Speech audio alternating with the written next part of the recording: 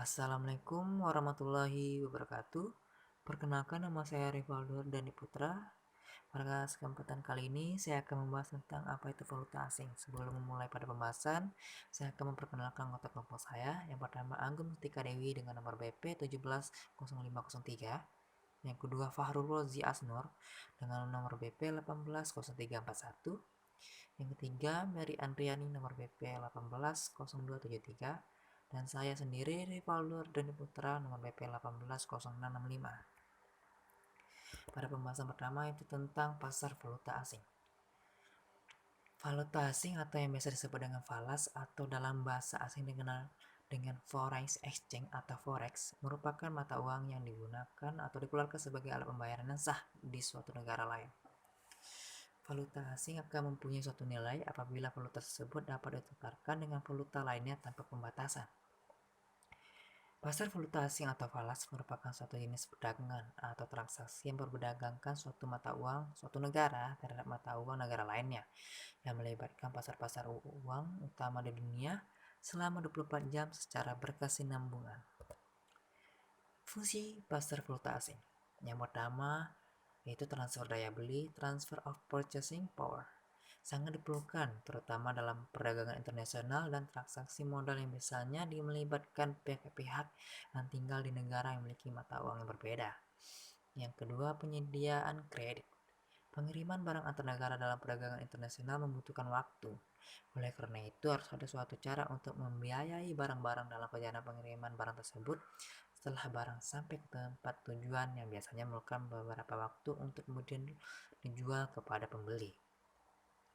Yang ketiga, mengurangi risiko valuta asing. Importir mengharapkan memperoleh keuntungan dalam usaha perdagangan. Dalam kondisi normal, dari kemungkinan risiko yang tidak diperkirakan misalnya terjadi perubahan kurs yang tiba-tiba sehingga mempengaruhi besarnya keuntungan yang telah diperkirakan. Alasan investor menggunakan valuta asing. Yang pertama, konversi mata uang perusahaan menggunakan valuta asing untuk konversi mata uang ke mata uang lainnya. Yang kedua, currency hedging. Praktik asuransi terhadap potensi kerugian yang dihasilkan dari perubahan yang merugikan dalam nilai tukar disebut currency hedging. Perusahaan internasional umumnya menggunakan hedging untuk salah satu dari dua tujuan untuk mengurangi risiko yang terkait dengan transfer dana internasional dan untuk melindungi diri dalam transaksi kredit mana ada jeda waktu antara penagihan dan penerima pembayaran. Yang ketiga, arbitrage. Mata uang arbitrage atau arbitrage didefinisikan sebagai aktivitas pembelian atau penjualan suatu komoditi atau produk termasuk valuta asing di suatu tempat pada saat yang sama, menjual atau membeli komoditi tersebut di tempat lain dengan tingkat harga yang lebih menguntungkan. Yang keempat, spekulasi mata uang. Spekulasi mata uang adalah pembelian atau penjualan mata uang dengan harapan bahwa nilainya akan berubah dan menghasilkan keuntungan. Pelaku pasar valuta asing. Yang pertama, itu perusahaan. Untuk meningkatkan daya saing dan mengembangkan produksi, perusahaan selalu melakukan eksplorasi terhadap berbagai sumber-sumber daya yang baru dan yang lebih murah. Yang kedua, individu. Masyarakat atau perorangan melakukan transaksi valuta asing disebabkan oleh beberapa faktor. Yang ketiga, bank umum dan perbankan.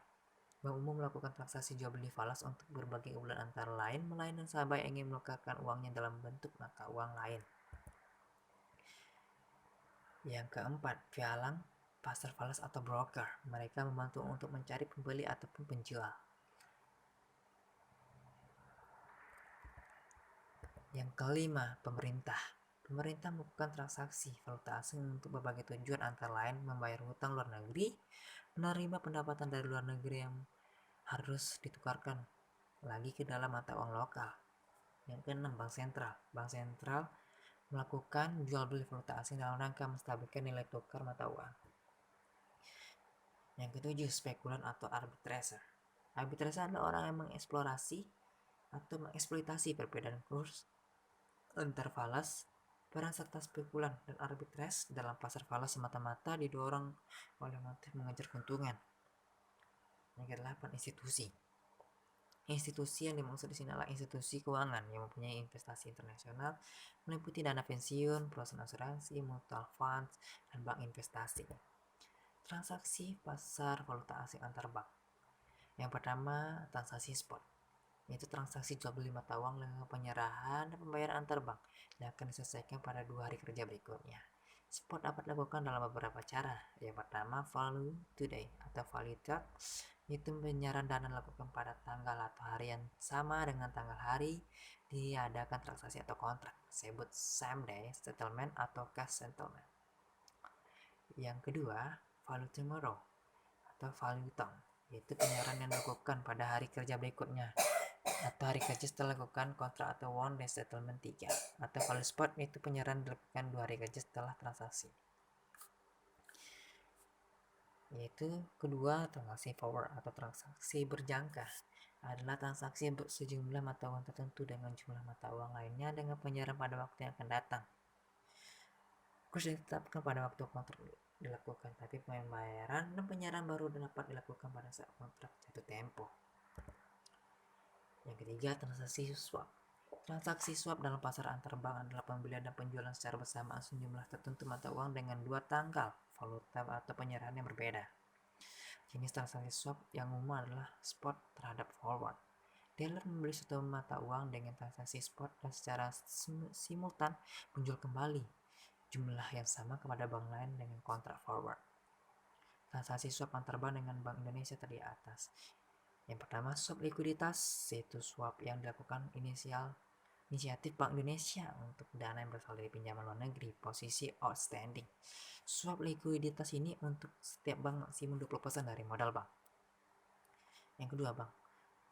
Yang kedua, swap investasi, yaitu swap yang dilakukan atas inisiatif bank berdasarkan swap bank dengan nasabahnya yang didanai berasal dari pinjaman LN, offshore loan, untuk keperluan investasi di Indonesia. Nilai tukar valuta asing dan harga penawaran. Yang pertama, devaluasi atau depresiasi dan revaluasi atau apresiasi. Devaluasi dan depresiasi adalah penurunan nilai tukar mata uang negara tertentu terhadap nilai mata uang negara lain, di mana depresiasi penurunannya tidak terlalu besar dan bersifat sementara, sedangkan devaluasi penurunannya yang besar dan biasanya diumumkan secara resmi oleh pemerintah negara yang bersangkutan. Begitupun sebaliknya. Yang kedua itu nominal dan nilai intrinsik mata uang. Nilai yang tertera pada mata uang disebut nilai nominal atau nilai ekstrinsik, sedangkan nilai ekstrinsik adalah nilai yang terkandung dalam mata uang itu sendiri. Misalnya bahan yang digunakan untuk membuat mata uang tersebut terbuat dari kertas, tinta, ongkos pembuatan dan lainnya. Yang ketiga, neraca pembayaran atau balance of payment. Balance of payment atau BOP ini dapat diartikan sebagai laporan keuangan dari suatu negara yang menggambarkan aliran kas masuk dan keluar dari atau ke negara lain selama periode 1 tahun.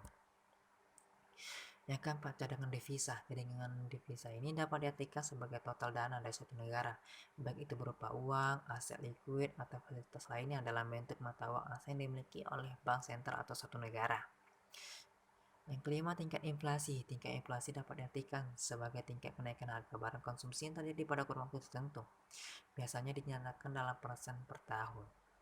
Yang keenam, suku bunga nominal. Suku bunga nominal adalah suatu suku bunga yang berlaku di suatu negara sebelum suku bunga dikurangi tingkat inflasi. Yang ketujuh, suku bunga real. Suku bunga real adalah suku bunga yang berlaku di suatu negara setelah dikurangi dengan tingkat inflasi negara itu. Kesimpulan, yang pertama, ukuran perusahaan berpengaruh positif terhadap pendapatan atau kecepatan penyesuaian struktur modal pada alfa 5% maupun 10%.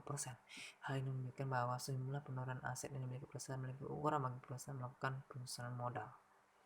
Tangibilitas perusahaan berpengaruh positif terhadap kecepatan penyesuaian struktur modal pada alfa 5% maupun 10%. Hal ini menunjukkan bahwa aset tetap yang memiliki perusahaan menjadi dasar bagi perusahaan untuk segera mungkin melakukan penyesuaian struktur modal.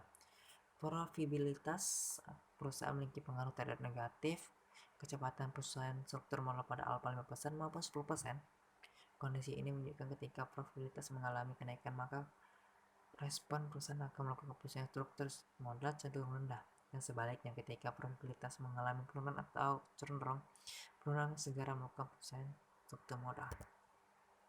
Yang keempat, pertumbuhan perusahaan berpengaruh positif terhadap kecepatan penyesuaian struktur modal pada alfa 5% maupun 10%.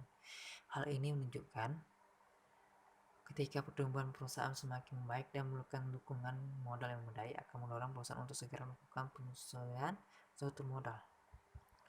Likuiditas perusahaan berpengaruh terhadap kecepatan penyelesaian struktur modal pada alfa 10%. Kondisi ini jika ketika kemampuan perusahaan untuk mempengaruhi atau memenuhi kewajibannya dalam keadaan baik, maka respon untuk menyelesaikan struktur modal cenderung lambat dan sebaliknya.